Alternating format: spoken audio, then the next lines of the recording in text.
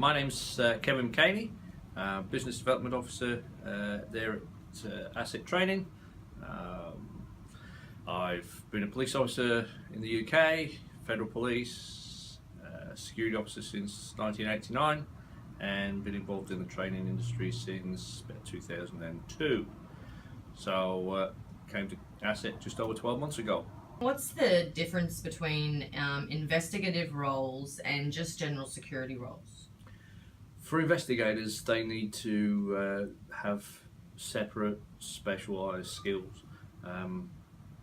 You're looking at people who have got to have, one, a lot of patience, particularly when you're doing surveillance on subjects, on your targets, and also the paperwork has to be absolutely spot on. Report writing must be a lot more detailed, a lot more professional, because it's ultimately going to be presented to the client and possibly used as evidence in court. So everything's got to be absolutely spot on and in perfect detail. So your paperwork as an investigator has to be so much better.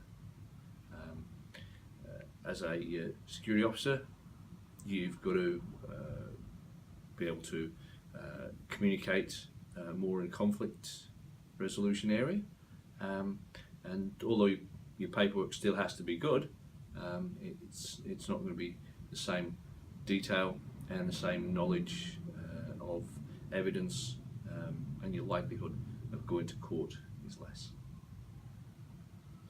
Is there a big call for licensed private investigators in Queensland? There's a lot of the companies now. It's a widespread thing. Different areas. Investigations could be for insurance, for health claims, injury claims. There's also a growing area which a few people coming through inquiring about now, of investigating spouse infidelity. So if the spouse is cheating on them, and gathering evidence in that area. It's still an area that's growing. There's always plenty of work in the right areas for someone who's got the skills. How old is too old to be a security guard or to start a career in security? Is there any kind of age limit? There is no age limit. It's really down to the individual. I've had people working with me or for me who've been 18, 19-year-olds, so they've only just got into the industry, and in some ways people have said, oh, they're a bit young. If their attitude's right, if their intentions are right, they're old enough. Equally at the other end of the scale, quite a lot of employers enjoy the certainty and reliability of somebody who's older, who's had a lot more life experience. There's been a lot of controversy in the security industry lately around the quality of training for guards, and we've just recently seen another RTO have their registration cancelled, and now security qualifications that they've issued are also being cancelled due to the inadequacy of the training. What do you think needs to be done to improve this? It would be nice if there was just a magic wand and you could go, that's fixed it. It's a case of the training industry itself. There's a lot of stuff that needs to be addressed in it. One of the things I've always talked about with the training is that we audit the paperwork, we audit the processes, the procedures, but we don't audit the actual delivery of the training. In all the time that I've been doing training, which is about 15 years now, I've never seen or been aware of an auditor actually coming in, sitting in the classroom and watching how the training is delivered. You can put as much paperwork as you want in place, and it's been proved in the past that your processes and your paperwork's great, but if you're not actually implementing them and doing it, it's bad training.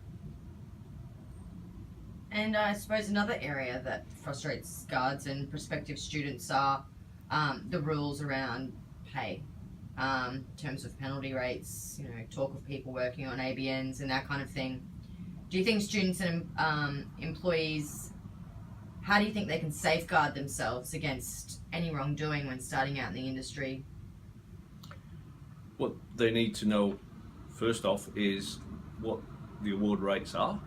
So what the correct rates that according to the security award they should be paid. From there they can work out whether what they're being offered is the right rate. If they're not sure, there's the union, if they're members of the union or they intending joining the union, or they can go to the Fair Work Ombudsman and speak to them. There's plenty of information there. ABNs, again, it comes down to the individual. If they really just want to work and they're not that bothered, then they're probably going to take the offer of an ABN. But what they need to know, and what we do tell them, is that your ABN, your hourly rate, out of that you have to pay your own tax, you've got superannuation, you've also got insurance that you've got to pay. So if you're getting $28 an hour on an ABN, then it's not worth $28. Effectively, you're probably going to be working for somewhere around the $20 mark. So you've got to look at what you should be paid under the award and what you think you're worth. But I'm equally not going to turn around to somebody saying don't ever work for an ABN. That's a personal choice. But until something is done about it to make sure that companies are enforced as to paying the right rates, and it's happening, and the individuals themselves, if they think they're being ripped off, need to go and see the workplace ombudsman or the union. It's no use bellyaching in the pub about it. So any final words of advice to students looking to either start a career or to change careers to an investigations or security pathway? All I can say is that I've been in the security industry since 1989, and during that period of time I think I've been unemployed twice, and both of those were management positions. So there's heaps of work out there. You've got to decide what suits you best, what your skills are, what you want to learn if you haven't got the skills, and commit yourselves to doing it. If you don't do that, then it doesn't matter whether you're in security, whether you're in investigations, or whether you're filling shelves at Coles.